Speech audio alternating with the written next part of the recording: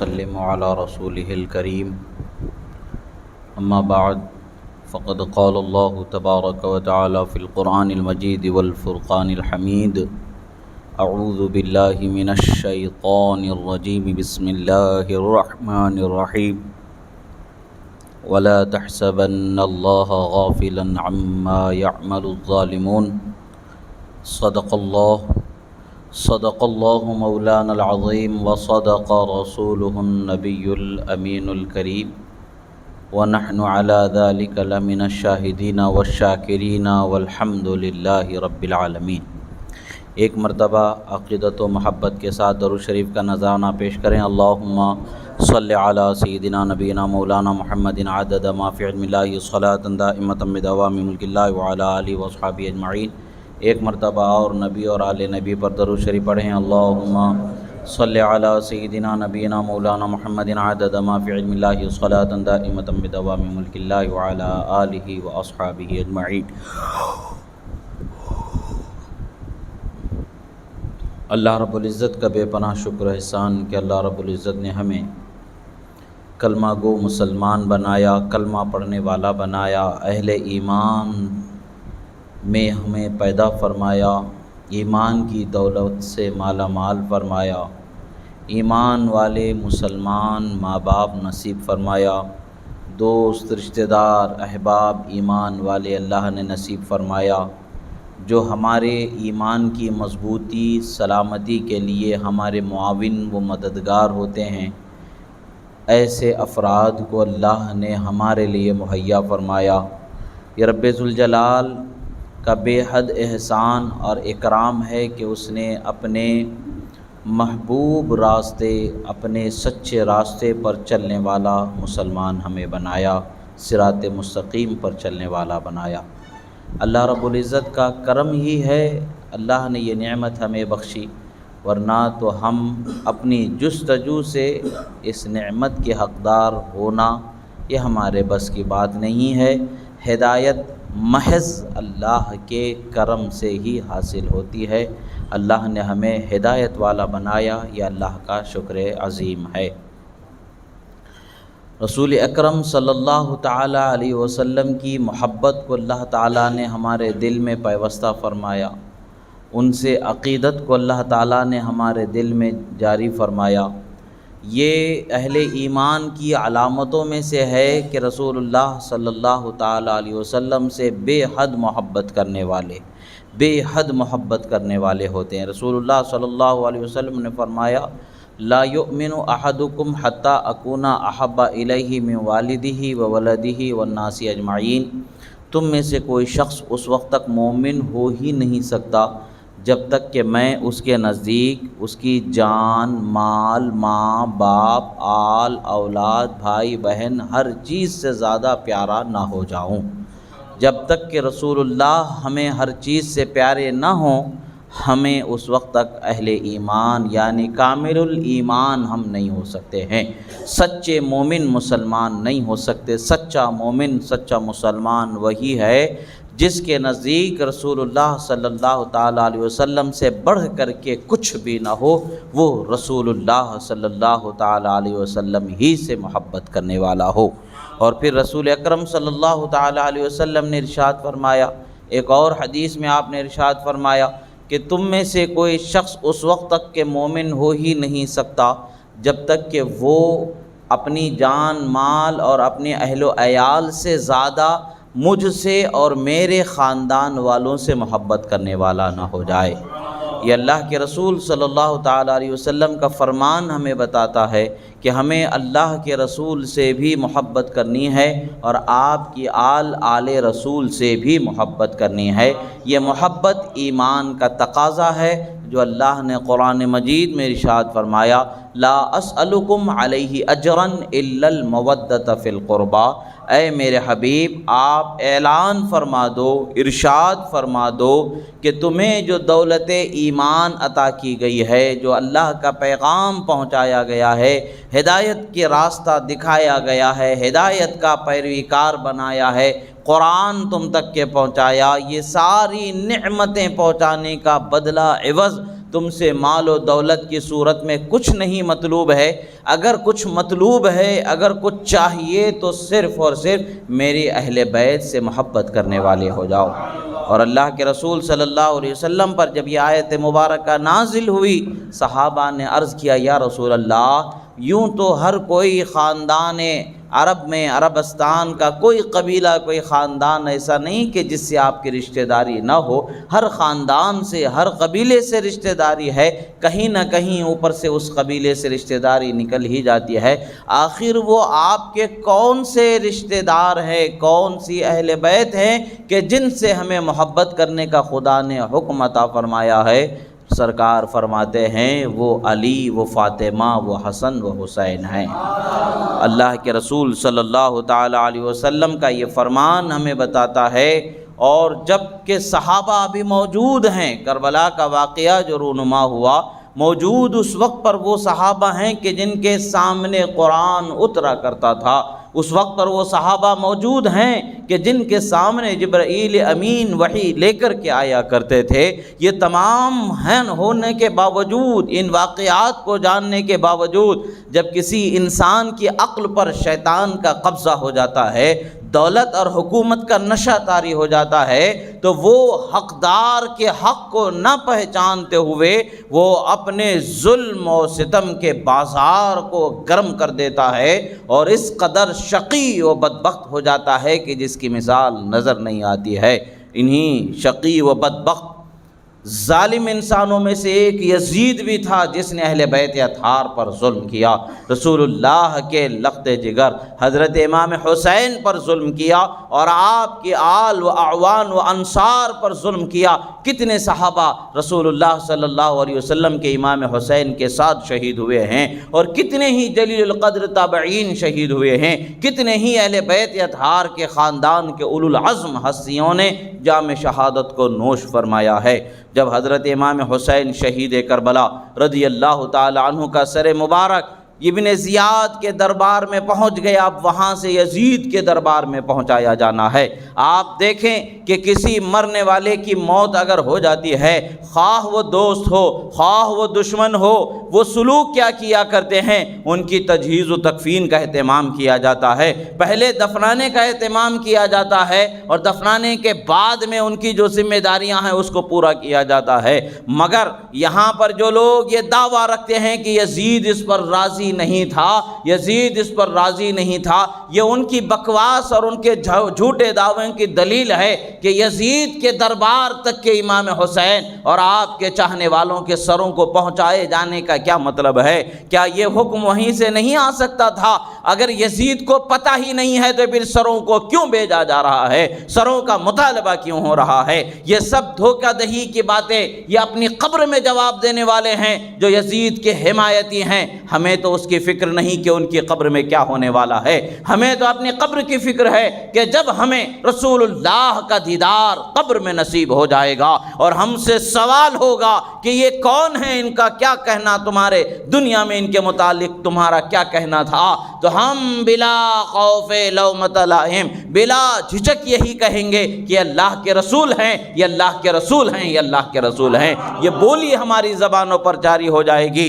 اور رسول اللہ کے بارگاہ میں اگر اجازت مل جائے، اگر موقع مل جائے تو ضرور ہم عرض کریں گے، اے اللہ کے رسول، ہم آپ کے بھی سچے وفادار ہیں اور آپ کے اہل بیت کے بھی سچے وفادار ہیں، کہ جب ہمیں موقع مل جائے تو ضرور ہم عرض کریں گے۔ وہ خدا کی مرضی ہے، جس کو جتنا گفتگو کا موقع مل جائے سو مل جائے، جس کے حصے میں جو نعمت آنی ہے سو آ جائے۔ جب یزید کے دربار کی طرف لے جایا جا رہا تھا، آپ حضرات کو ایک حدیث سنائیں کہ اللہ کے رسول صلی اللہ علیہ وسلم نے فرمایا، جو حدیث کا مفہوم ہے، جو میری اہل بیت کے ساتھ بھلائی کا سلوک کرتے ہیں، اگر میری اہل بیت اس کا بدلہ نہ دے سکنے کی حالت میں ہیں، اگر وہ بدلہ نہ چکا سکے تو پریشان نہ ہو، میں اس کا بدلہ عطا کرنے والا ہوں، میں اس کی جزا دینے والا ہوں۔ تو جب رسول اللہ کے اہل بیت کے ساتھ جب کوئی بندہ حسن سلوک کرتا ہے، اچھا سلوک کرتا ہے، تو اس کو کیسے بدلہ عطا ہوتا ہے، یہاں مثال ملتی ہے جب رسول اللہ صلی اللہ علیہ وسلم کے شہزادے امام حسین اور آپ کے شہزادوں کو ان کے سروں کو نیزوں پر لگایا گیا ہے، کوفہ کی گلیوں میں گھمایا گیا ہے، کوفہ کے دربار پر لگایا گیا تھا، اب پھر اس کے بعد پھر یزید کے دربار پر لے جایا جا رہا ہے۔ راستے میں ایک جگہ پر شام کے مضافات میں ایک گرجا گھر تھا، وہاں کا ایک پادری تھا، جب اس نے لوگوں کو، عموماً لوگ اس راستے سے سفر کرنے والے وہاں جانوروں کو باندھنے اور مسافروں کے لیے کھانے پینے اور پانی کا انتظام کیا جاتا تھا، تو وہاں لوگ سفر کرنے والے اکثر رکا کرتے تھے، تو یہ لوگ بھی وہاں پر پڑاؤ ڈالتے ہیں اور قافلے کو روک دیتے ہیں۔ جب قافلے کی حالت، گرجا گھر کا جو پادری تھا، جو شاذ و نادر ہی اپنے کمرے سے باہر نکلا کرتا تھا، جب اس نے دیکھا اپنے کمرے کی کھڑکی سے کہ کچھ قیدی ہیں جن کے ہاتھوں میں زنجیریں پڑے ہوئے ہیں، کچھ بچے ہیں، کچھ عورتیں ہیں، کچھ ضعیف ہیں، کچھ نوجوان ہیں کہ جن کے گلے میں اور ہاتھوں میں زنجیریں پڑی ہوئی ہے، قیدیوں کے سرا ان کو رکھا گیا ہے، اس میں کچھ چمکتے چہروں والے نورانی صورتوں والی خواتین بھی ہیں، اور ان کے جہاں جہاں ان کا وجود ہے اس جگہ پر ایک عجیب قسم کی برکت و رحمت کا احساس و ادراک ہو رہا ہے۔ بہرحال کہ اس نے دیکھا کہ مظلوم لوگوں کا ایک قافلہ ہے، اور پھر لشکر کے سالاروں کے ہاتھوں میں اور لشکر کے سپاہیوں کے ہاتھوں میں نیزوں کو دیکھا گیا، اور ان نیزوں میں سروں کو دیکھا گیا۔ جب یہ سروں کو دیکھا گیا اور سروں کا بھی مشاہدہ کر لیا گیا، اب بات یہ ہے کہ یہ ایسی ویسی کتابوں سے ہی منمانی باتیں بتا دی جا رہی ہیں، نہیں، بلکہ تاریخ کے معتبر ترین کتابیں جو ابن تیمیہ کے شاگرد ہیں، علامہ ابن کثیر جنہیں کہا جاتا ہے، البدایہ والنہایہ، صواعق محرقہ وغیرہ، اچھے تاریخ اسلام میں اونچا مقام رکھنے والے، یعنی وہ کتابیں کا جن کا اعتبار اپنے پرائے سبھی کرتے ہیں، ان کتابوں میں ان واقعات کا ذکر موجود ہے۔ آج 1400 سال ہو گئے ہیں، 1400 سال سے واقعات ہماری نسلیں اپنے آباء و اجداد سے سنتی آ رہی ہیں، ان واقعات کو اسی طریقے سے سنتے آ رہے ہیں، اور قیامت تک کے انشاءاللہ سنا جائے گا، اور قیامت میں ہم اس کا نتیجہ جو ظلم کرنے والے ہیں اپنی آنکھوں سے دیکھنے والے ہیں انشاءاللہ۔ ظالموں کے لیے اللہ تعالیٰ نے فرمایا وَسَيَعْلَمُ الَّذِينَ ظَلَمُوا أَيَّ مُنقَلَبٍ يَنقَلِبُونَ، اور ظلم کرنے والے ان قریب دیکھ لیں گے کہ وہ کس کروٹ پلٹا کھاتے ہیں، یعنی کیسی بھیانک سزا انہیں جہنم میں دی جائے گی، وہ انہیں دیکھنے والے ہیں، وہ جان لیں گے، بہت جلدی ہی ان کو پتہ چل جائے گا۔ معاملہ جب وہاں پہنچا، اس گرجا گھر کا جو پادری تھا اس نے دیکھا کہ ان کے ساتھ حسن سلوک کرنا چاہیے، دل میں خیال آیا، وہ آتا ہے امیر لشکر کے پاس جاتا ہے، کہتا ہے یہ کون لوگ ہیں، کہاں لے جا رہے ہو، کیا معاملہ ہے، کیا ماجرا ہے؟ جواب میں کہا جاتا ہے کہ یہ بادشاہ وقت کے خلاف آنے والے، اس کی بادشاہت کو تسلیم نہ کرنے والے ہیں۔ جب ان کے خاندان والوں کے متعلق سے پوچھا جاتا ہے، بتا دیا جاتا ہے، معاذ اللہ بڑے فخر کے ساتھ بتایا جاتا ہے، یہ بنت رسول حضرت خاتون جنت فاطمہ زہرا کے شہزادے حضرت امام حسین کا سر ہے، یہ ان کے شہزادوں کا، یہ ان کے فلاں رشتہ دار کا، یہ ان کے فلاں چاہنے والے کا، یہ 72 شہداء کرام کے 72 سروں کی پہچان کرا دی جاتی ہے۔ جب یہ شہداء کرام کے سروں کی پہچان ہو گئی اور خواتین جو قیدی ہیں ان کے متعلق سے بھی پوچھا گیا، جب انہی کے خاندان والوں کے ہیں اس کو پتہ چل گیا، دل میں رحم آ گیا، اس نے کہا کہ میں 10,000 سونے کے سکے تمہیں دوں گا،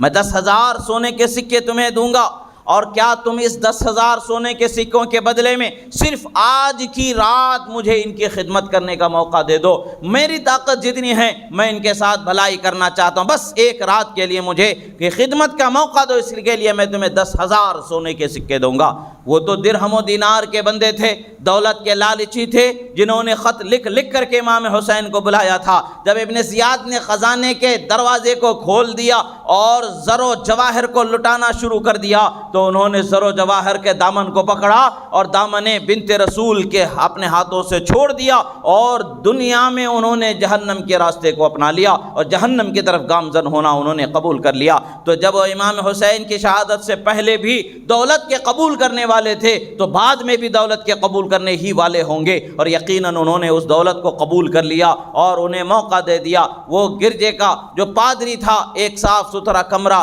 بیویوں کے لیے رکھ دیتا ہے، کہتا کہتا ہے میں اگرچہ مسلمان نہیں ہوں، میں اگرچہ تمہارے نانا کا کلمہ پڑھنے والا نہیں ہوں، مگر میرے دل میں تمہارے نانا کی اور تمہارے خاندان کی بڑی عزت و احترام اللہ نے رکھا ہے، میں بڑا ادب و احترام کرتا ہوں، مجھ سے آج کی رات میں جو کچھ ہو سکے گا میں خیر کرنے کی کوشش کروں گا، اگر آپ جو چاہیں، جو چیز کی ضرورت ہو آپ وہ ہم سے طلب کر لیں، ہم آپ کی خدمت میں پیش کر دیں گے۔ جب اس نے وہاں پر بڑے ادب و احترام سے رکھا، حضرت بی بی زینب رضی اللہ تعالیٰ عنہا کا دل بھر آتا ہے، آپ اور آپ کے ساتھ جو خواتین تھیں سبوں کے دل بھر گئے، انہوں نے افسوس کا مظاہرہ کیا۔ ایک وہ تھے جو اسلام کا دعویٰ رکھنے والے تھے، ایک وہ تھے جو کلمے کا دعویٰ رکھنے والے تھے، ایک وہ تھے جو 5 وقتہ اذانوں کے ساتھ کربلا کے میدان میں بھی نمازیں ادا کر رہے تھے، مگر جب ظلم و بربریت کی بات آتی ہے تو نواسۂ رسول کے جسد اطہر پر، نواسۂ رسول کے جسم مبارک پر گھوڑوں کو دوڑانے سے بھی باز نہیں رکھا، ظلم و ستم کی کسی انتہا کو باز نہیں رکھا۔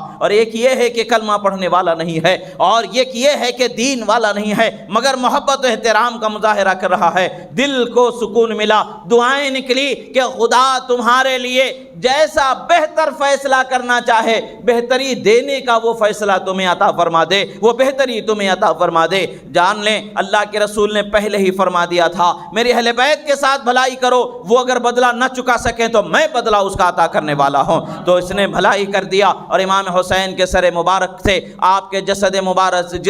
چہرے مبارک پر جو خون وغیرہ کے نشان تھے اس کو زعفران سے اور کافور سے دھو کر کے، مشک و گلاب سے صاف کر کے اس نے کافور میں مشک میں بسایا، اور بیٹھ کر کے حیرت سے اس چہرے کو دیکھنے لگ گیا۔ اور کیسے اس کے دل پر اس چہرے کا روب نہ بسے، وہ چہرہ شباہت رسول کا مرجع نظر آتا ہے، وہ شباہت رسول کا مظہر عتم نظر آتا ہے۔ دنیا میں حضرت امام حسن کے بعد امام حسین کے جیسی شباہت کسی اور میں نہیں پائی جاتی ہے۔ رسول اللہ کے چہرے کی جو شباہت اللہ نے بخشی ہے، وہ چہرہ جو شباہت رسول کا کامل ترین مظہر بنا ہوا ہے، اس چہرے کو دیکھ رہا ہے، اور اچانک اللہ تبارک و تعالیٰ نے اس کے نگاہوں سے پردوں کو اٹھا دیا، ہدایت عطا فرمانے کا فیصلہ فرما دیا، دل کے اندھیرے کو دور فرما دیا، ایمانی نور اس کے دل میں اتارنا شروع کر دیا۔ تو دیکھتا ہے کہ آسمان سے ایک نور کا ہالہ بنا ہوا ہے، امام حسین کے سر مبارک پر وہ گھیرا بنایا ہوا ہے، ایک تسلسل ہے نور کا جو برستا چلا جا رہا ہے۔ جب اس نے اس نور کا مشاہدہ کر لیا، اس کے دل نے گواہی دے دی کہ یہی دین، ان کے نانا کا جو دین ہے وہی سچا ہے، اور اس دین کے یہ شہید سچے ہیں۔ زبان سے اس نے کہا اشہد ان لا الہ الا اللہ واشہد ان محمدن عبدہ ورسولہ۔ اس نے گواہی دی اگرچہ وہ حضرت عیسیٰ علیہ السلام کے دین پر تھا، مگر ہر ایک کے لیے ضروری ہے، ہر پیغمبر کے ماننے والے کے لیے ضروری ہے، نبی آخر الزماں خاتم الانبیاء تشریف لا چکے، ہر مومن جو بننا چاہے، ہر کامیاب جو خدا کی بارگاہ میں بننا چاہے، اب اس کے لیے رسالت محمدی کی گواہی دینا ضروری ہے، شریعت محمدی پر چلنا اس کے لیے ضروری ہو گیا۔ اس نے بھی شہادت دی، اسلام قبول فرما لیا۔ پتہ کیا چلتا ہے، اہل بیت اطہار کے ساتھ جس نے بھی بھلائی کی اللہ نے اس کو ضرور بھلائی عطا فرمائی ہے، اللہ نے ضرور اس کا بدلہ چکایا ہے۔ اب وہاں پر جب 10,000 دینار دے دیے گئے ہیں، 10,000 جو سونے کے سکے ہیں، 10,000 ایک دینار کم و بیش 1 تولے کا ہوا کرتا ہے، تو 10,000 تولہ سونا لے کر کے ایک رات کی خدمت کو اس نے اپنایا، یعنی 10,000 تولہ سونا کی اس نے اپنے پاس کوئی قدر و قیمت نہیں جانی تو صرف یہ جانی کہ ان مظلوم نبی کے گھر والوں کے ساتھ اس نے سلوک کروں تو دنیا میں اس نے مال ان کے لیے ان کی محبت میں لٹایا تو اللہ تعالیٰ اسے کیسے خسران اور کیسے نقصان میں رکھ سکتا ہے۔ یقیناً اللہ تبارک و تعالیٰ نے اسے وہ فائدہ عظیمہ عطا فرمایا جو دنیا کے بعد اسے فائدہ دینے والا ہے، دنیا میں عزت و شان عطا فرمانے والا ہے۔ وہ شان، وہ فائدہ، وہ دولت ایمانی ہے جو اللہ نے عطا فرما دیا، وہ بھی اہل ایمان سے ہو گیا۔ جب لوگوں نے بیٹھ کر کے سکوں کو آپس میں بانٹنا شروع کیا، جب بانٹنے لگے تو دیکھتے ہیں کہ کیا ہیں،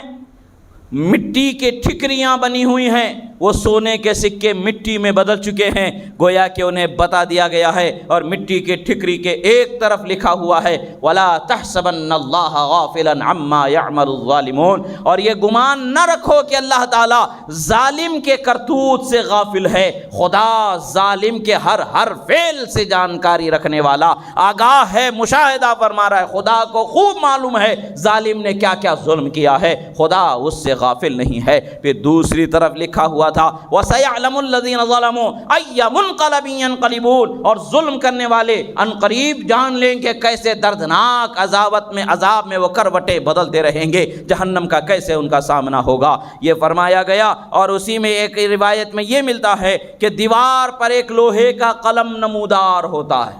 دیوار پر ایک لوہے کا قلم نمودار ہوتا ہے اور اس پر لکھا جاتا ہے اترجو امتن قتلت حسینہ شفاعت جدہ یوم الحساب، کیا وہ کوئی امت اترجو امتن قتلت حسینہ شفاعت جدہ یوم الحساب، فرماتے ہیں کہ ایک شعر لکھا جاتا ہے، کیا وہ لوگ، وہ گروہ، وہ جماعت یہ رسول اللہ صلی اللہ تعالیٰ علیہ وسلم کی شفاعت کی امید رکھ سکتے ہیں؟ یعنی کہا جا رہا ہے کہ کیا وہ گروہ بھی یہ امید رکھتا ہے جس نے حضرت حسین کو شہید کر دیا، قیامت کے دن ان کے نانا کی شفاعت مل جائے؟ جس گروہ نے امام حسین کو شہید کیا، کیا وہ گروہ یہ امید رکھ سکتا ہے، یہ امید رکھتا ہے کہ قیامت میں حسین کے نانا کی شفاعت مل جائے گی؟ پتہ یہی چلتا ہے کہ قاتلان حسین کی شفاعت نہیں ہونے والی ہے، حسین کے قاتلوں کی شفاعت نہیں ہونے والی ہے۔ ابن کثیر میں ایک اور روایت ملتی ہے، وہ روایت کیا ملتی ہے؟ علامہ ابن کثیر ابن عساکر کے حوالے سے لکھتے ہیں، وہ روایت کیا ہے کہ کچھ لوگ جو ہے بلاد روم میں جنگ کرنے کے لیے تشریف لے گئے تھے، جب انہوں نے وہاں پر ایک گرجے کی دیوار پر دیکھا، اس گرجے پر لکھا ہوا تھا اترجو امت قتلت حسینہ شفاعت جدہ یوم الحساب، کہ وہاں پر دیوار پر انہوں نے لکھا ہوا دیکھا کہ کیا وہ گروہ جو حسین کو قتل کر دیا ہے، حسین کی نانا کی شفاعت کی امید لگائے بیٹھا ہے، کیا اسے یہ امید ہے کہ شفاعت ہوگی؟ یعنی یہ نفی کے طور پر بتایا جا رہا ہے، خدا کی قسم شفاعت نہیں ہو سکتی ہے، کیونکہ شفاعت انہی کے نانا کرنے والے ہیں جن کو تم نے ظالمانہ قتل کیا ہے۔ اور پھر آگے فرماتے ہیں فَسَأَلُوهُم مَّن كَتَبَ هَذَا، لوگوں نے پوچھا کہ کس نے لکھا ہے، یہ کب لکھا گیا ہے؟ لوگوں نے فَقَالُوا إِنَّ هَذَا مَكْتُوبٌ من قبل مبعث نبیکم ب300 سنہ، فرمایا گیا ہے کہ یہ تمہارے نبی صلی اللہ تعالیٰ علیہ وسلم کے مبعوث کیے جانے سے 300 سال پہلے سے لکھا ہوا ہے، یعنی 300 سال نبی کے اعلان نبوت سے پہلے 300 سال پہلے ہی یہ لکھ دیا گیا تھا کہ حسین کے قاتلوں کی شفاعت نہیں کی جانے والی ہے۔ اور آج حسین کے قاتلوں کی حمایت اور درد لوگوں میں اتنا قدر پیدا ہو گیا ہے، اس قدر یزید کی چاہت پیدا ہو گئی ہے کہ یزید کو جنتی ثابت کرنے، یزید کے لیے ایمان کے ثبوت کے لیے گھوڑے دوڑاتے شروع چلے ہیں، گھوڑے دوڑانے لگ گئے ہیں، نہ جانے کہاں کہاں پہنچیں گے۔ یہ پتہ نہیں کیسی سوچ لوگوں کے فکر میں آ جاتی ہے، پتہ نہیں کیسی بے خوفی لوگوں کے دلوں میں آ جاتی ہے۔ جس نے بھی حسین سے محبت کی وہ جان لے گا کہ ان کا قاتل کبھی جنت میں جا ہی نہیں سکتا ہے۔ جس نے حسین سے محبت کی وہ جانے گا، اور جس نے محبت نہیں کی وہ کیا جانے، اس کو کیا پتہ ہوگا۔ بہرحال وہ اپنی قبر کا ذمہ دار، وہ اپنے عمل و کردار و عقیدہ و فکر کا ذمہ دار، ہم اپنے عقیدہ، ہم اپنے کردار، ہم اپنی فکر، ہم اپنے عمل کے ذمہ دار ہیں۔ اللہ کے رسول نے فرمایا المرء مع من احب، وہی جو انسان جس سے محبت کرے گا اسی کے ساتھ قیامت میں اٹھایا جائے گا، اور ہمیں حسین سے محبت ہے، یقیناً حسین کے ساتھ کل قیامت میں اٹھایا جائے گا۔ امام حسین کی عظمت اللہ تبارک و تعالیٰ نے قیامت میں دکھانی ہے، اور ہم اپنی ماتھے کی آنکھوں سے ضرور دیکھیں گے، اس لیے کہ اللہ کے رسول نے فرما دیا کہ وہ جنتی نوجوانوں کے سردار ہیں۔ حشر میں بھی دیکھیں گے، جنت میں بھی جلوے رسول اللہ کے شہزادوں کے دیکھیں گے اگر ان کے چاہنے والے ہوں گے، اور اگر ان کے چاہنے والے نہیں ہیں تو جہنم میں سوائے پچھتاوے کے کچھ نہیں ملنے والا ہے۔ رسول اللہ صلی اللہ تعالیٰ علیہ وسلم کے یہ خاندان کے ساتھ جب حسن سلوک کیا، راہب کو اسلام میسر آ گیا۔ اب وہ لشکر جب وہاں سے پھر نکلتا ہے دربار یزید میں پہنچایا جاتا ہے۔ اب یزید کے متعلق سے بہت ساری روایتوں کو ذکر کیا گیا ہے، اس میں الگ الگ طریقے کی روایتیں ذکر کر دی گئی۔ یزید کے بچانے والے آج ہی پیدا نہیں ہوئے، اس زمانے سے چلے آ رہے ہیں، یہ اسی زمانے سے چلے آ رہے ہیں جب یزید تخت پر بیٹھا تھا، اس کے بیٹھنے سے پہلے سے چلے آ رہے ہیں جس نے یزید کی حمایت کی، اور آج بھی یزید کے چاہنے والے بہت ہیں۔ حاصل یہی ہے کہ جو صحیح ترین قول ہے، جس کے متعلق سے متکلمین وغیرہ ائمہ اکرام کا جو نظریہ ہے، جو ہمارے نزدیک محقق ہے، یہی ہے کہ یزید کے دربار میں جب امام حسین کے سر مبارک کو پہنچایا گیا تو اس وقت پر کیا کیا گیا، یزید نے اپنے ہاتھ میں جو چھڑی تھی اس چھڑی کو لے کر کے آپ کے ہونٹوں پر مارا تھا، اور یہی کام ابن زیاد نے بھی کیا تھا، ابن زیاد نے بھی کیا تھا، اور ابن زیاد نے جب کیا تھا تو اس کو روکنے والے حضرت زید ابن ارقم صحابی تھے۔